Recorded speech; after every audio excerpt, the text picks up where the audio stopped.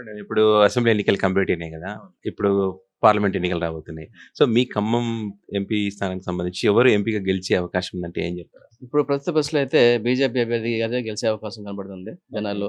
జనాల్లో ఎందుకని? గ్రౌండ్ లెవెల్‌లో కూడా బీజేపీ మీద అంటే ఈ జరుగుతున్న ఈ మా కోవిడ్ పాండమిక్ నుంచి కూడా మోదీ గారు చేసిన ప్రవేశాలు దానికి వ్యాక్సినేషన్ గాని, ప్రతి ఇంటికి 5 ప్రతి ఇంటికి రేషన్ పంపించడం గాని, ప్రతి ఇంటికి అదే విధంగా ఇప్పుడు చిన్న చిన్న వ్యాపారస్తులకి లోన్‌లు ఇవ్వటం గాని, 10,000 నుంచి 20,000, 20,000 నుంచి 50,000 అట్లా ఇచ్చుకుంటూ వచ్చారు. అదొకటి. ప్రజల్లో ఏందంటే ఇప్పుడు ఒక హైందవ భావాన్ని నెలకొల్పడం గాని, హిందువులు ఏకీకృతం చేయడం కోసం. ఈ దానివల్ల జనాల్లో కూడా ఒక మంచి అభిప్రాయం అనేది ఏర్పడుతుంది బీజేపీ మీద. ఇప్పుడు అంటే ఇప్పుడున్న బీజేపీ అభ్యర్థి ఉన్నారు కదా! అవును. వినోద్‌రావు గారు. ఆయన గెలిస్తే పని చేస్తారని నమ్మకం ఆ! కనిపిస్తుందా? నమ్మకం. ఆటోమేటిక్‌గా ప్రజలు ఆ నమ్మకం వచ్చింది. ఆయన ఏందంటే ఆయన ప్రతి గ్రామానికి, ప్రతి మండలానికి తిరుగుతున్నారు. తిరిగి తను ఏం చేయగలను, తను ఏం చేయాలని ఉద్దేశంతో వచ్చారని ప్రజలకు వివరిస్తున్నారు కాబట్టి ఆయన మీద ఒక నమ్మకం ఏర్పడుతుంది ప్రజలకు కూడా. ఇప్పుడు ఖమ్మం పార్లమెంట్ జరుగుతున్నటువంటి ఎన్నికలకు సంబంధించి 3 ప్రధాన పార్టీలు పోటీ పడతా ఉన్నాయి. సో, ఈ 3 పార్టీలలో ఏ పార్టీ అభ్యర్థి ఎంపీగా గెలిచే అవకాశం ఉందంటే ఏం చెప్తారు? మనం కాంగ్రెస్ పరిపాలన చూసుకుంటే 7 సార్లు వాళ్ళు పరిపాలన మనం చూసినాం. అది మోసపోయినాం. ఈ బీఆర్ఎస్ చూస్తేనేమో 2 సార్లు అధికారంలో వచ్చారు. వాళ్ళది మనం చూసినాం.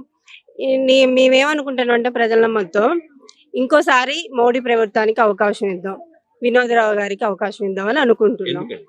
ఎందుకంటే వీళ్ళ పరిపాలన చూసి మాకు కొంచెం ఇసుకెత్తిపోయిందండి. ప్రతిదీ హామీలు ఇస్తున్నారు, నెరవేర్చడంలో వాళ్ళు కొంచెం ఫెయిల్ అవుతున్నారు. ఇప్పుడు వినోద్‌రావు గారు గనుక గెలిస్తే ప్రజలకు మీకు అందుబాటులో ఉండి ప్రజాసేవ చేస్తారనే నమ్మకం మీకు అనిపిస్తుందా? నమ్మకం డెఫినెట్ గా ఉందండి. ఎందుకంటే వాళ్ళు మన అయోధ్య రామందిరం సంబంధించింది డోర్ టు డోర్ అక్షంతల పంపకంలోనే వాళ్ళు మనకి ప్రజలకి ఏమాత్రం సాయం చేసేదన్నది ఆయన పనితీరు పనితీరు అక్కడే తెలిసిపోయింది. ఓకే.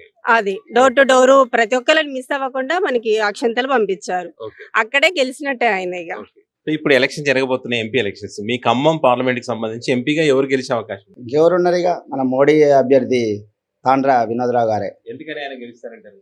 ఎందుకు అంటే ఇప్పుడు చూడండి, ఇప్పుడు మొన్నటి వరకు టీఆర్ఎస్ ఉంది, ఏం చేసింది మనకి? మొత్తం నెత్తిన అప్పులకుప్ప పెట్టేసి వెళ్ళిపోయింది.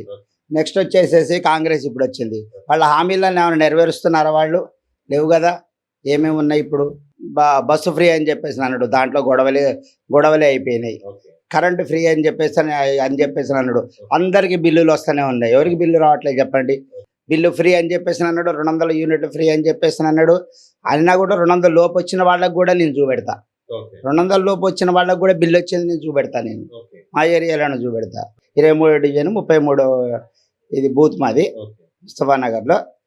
చూడండి ఇప్పుడు మనకి హిందువులకు ఎంత న్యాయం చేసిండు దగ్గర మోదీ గారు. చూడండి, A to Z మోదీ గారు డెవలప్మెంట్ లేదా? ఇంతకుముందు కాంగ్రెస్లో ఉన్నప్పుడు ఎంత డెవలప్మెంట్ ఉన్నది.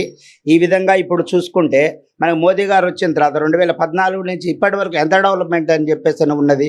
అటు ఆర్మీలో చూడండి, ఆర్మీ పరంగా కూడా, హిందూ పరంగా కూడా ప్రతి ఒక్కళ్ళకి ఎక్కడైనా అన్యాయం చేసినట్టు ఎక్కడైనా ఉన్నదా? ఇప్పుడు ఖమ్మం పార్లమెంట్ కి సంబంధించి 3 ప్రధాన పార్టీల మధ్య పోటీ జరుగుతుంది. BJP, Congress, BRS. అయితే బీఆర్ఎస్ నుంచి నామా నాగేశ్వరరావు ఉన్నారు, ఇంతకుముందు ఎంపిక చేశారు. అండ్ కాంగ్రెస్ నుంచి పొంగులేటి ప్రసాద్ రెడ్డి పేరు చెప్తా ఉన్నారు.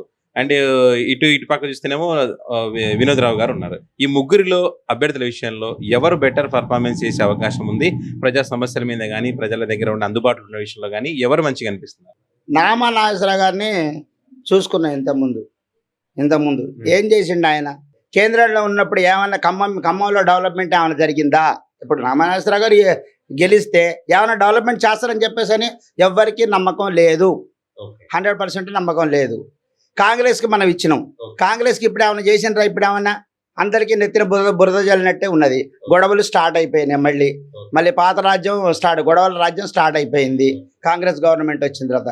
నెక్స్ట్ ఇప్పుడు మనకి బీజేపీని మనం ఎన్నుకుంటే ఒకసారి చూద్దాం, సరే ఏం చేయొద్దు అనుకుందాం ఒక మాట. కానీ బీజేపీ ఒకసారి ఇస్తే మనము ఖమ్మంలో కానీ మనకి తెలంగాణలో బీజేపీ వస్తే ఏం చేస్తుందని చెప్పేసి ఒక అవకాశం ఇవ్వాలి కదా. అవకాశం లేనిది వాళ్ళు ఏం చేసి చూపెడతారు? మనకి అవకాశం ఇవ్వాలి కదా. అవకాశం ఇస్తేనే వాళ్ళు చేసేది చూపెట్టేది మనకి.